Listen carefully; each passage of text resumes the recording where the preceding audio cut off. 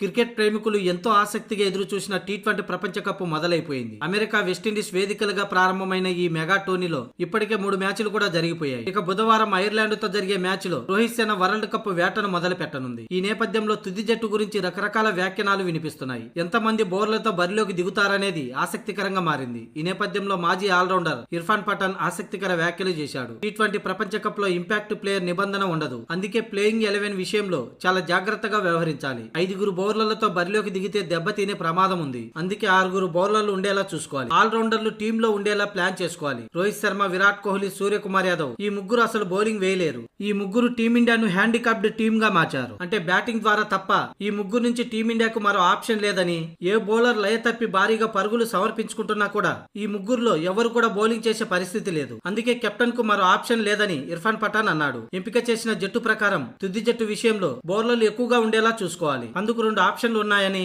ఇర్ఫాన్ అన్నాడు. అక్షర్ పటేల్ ను తుది జట్టులోకి తీసుకుంటే 6 బౌలర్లు అందుబాటులో ఉంటారు. బ్యాటింగ్ డెప్త్ కూడా ఉంటుంది. అలా కాకుండా 4 ఫ్రంట్ లైన్ బౌలర్లు చాలా అనుకుంటే శివన్ దుబే, హార్దిక్ పాండ్యా ఈ ఇద్దరు బౌలింగ్ చేయవలసి ఉంటుంది. అప్పుడే జట్టులో సమతూకం ఉంటుందని పఠాన్ అభిప్రాయపడ్డాడు.